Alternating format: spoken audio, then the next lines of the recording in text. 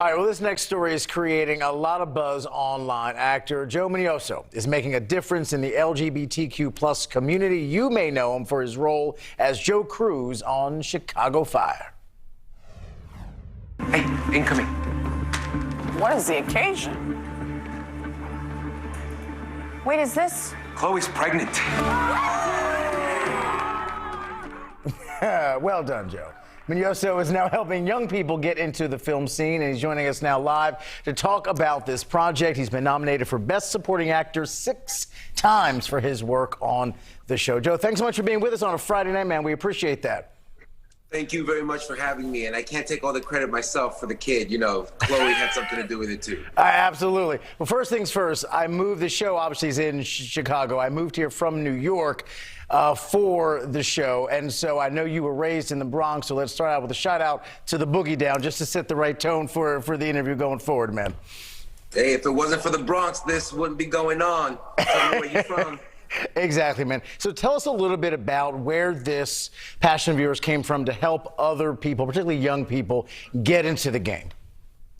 Yeah, well, you know, first and foremost, the kind of summer of awareness, if you will, in terms of the equity and the lack of equity that we've experienced in this country, especially in the film and television industry and across the American spectrum, really, woke me up, frankly, and made me have to focus on my own kind of issues with my racial identity and whether or not it was something that I could hold on to.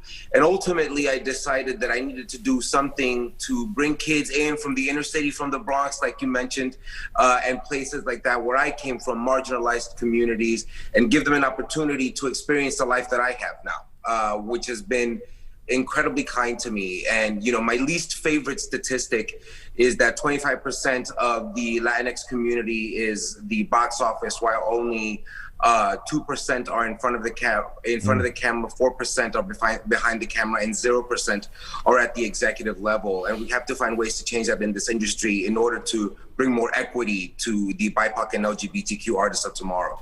And I assume that's what led to the Epiphany Project.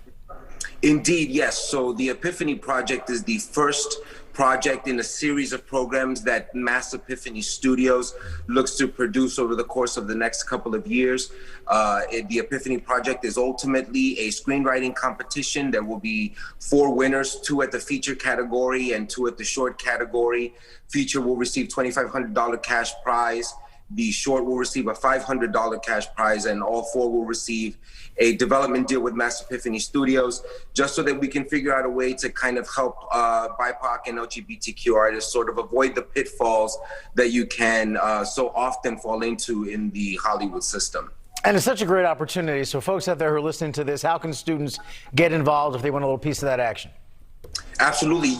Definitely check out massepiphany.com. You can go on the website there. You can submit your script. We are encouraging you, especially if you're a young artist, especially if you're someone who is new to the industry and you've got something in mind, you've got a great story you feel like you can share, but you just don't know necessarily all of the intricacies that go into a script.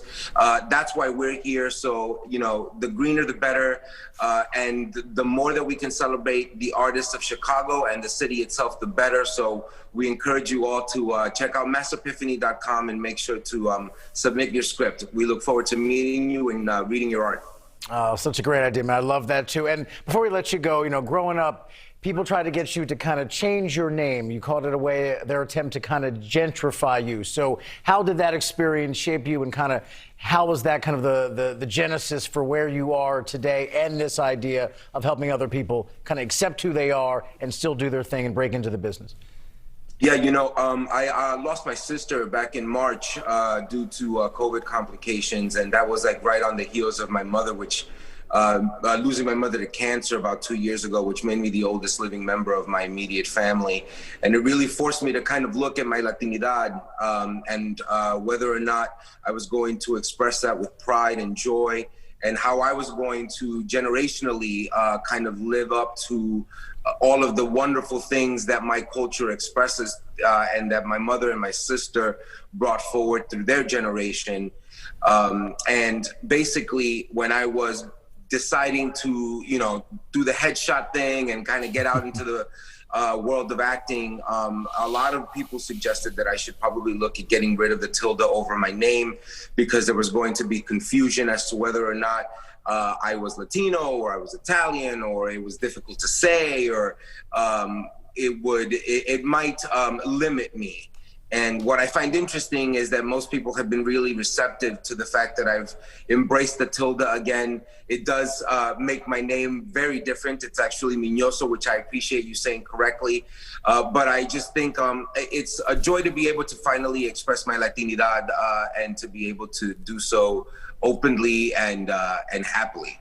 Oh, well said, man. Well said. And listen, obviously, we're doing the show in Chicago. A lot of fans of your show here in town. Before we let you go, any updates, any teases you want to drop before you get off set? Man, I wish I could tell you, it's been a weird year because we have the scripts are coming like right on the heels as they air because of COVID. So it's hard for me to even tell you. I can say we look forward to more and more of the same hijinks and crazy action. And I'm sure that we're going to see Cruz do something absurd as a father sooner than later. So make sure to catch in for that. Well, I'm certainly sorry to hear about your mom and your sister, but I'm sure they're smiling down and extremely happy for what you've accomplished and the message that you're putting out there for others to kind of follow their path and get to the same success that you've had. So thanks for making some time for us. Best of luck with the show and with the Epiphany Project. And thanks for being with us, man. Thank you, my friend. I appreciate it. And thank you for spreading the word. MassEpiphany.com. Check it out. Will do. Thanks again, Joe.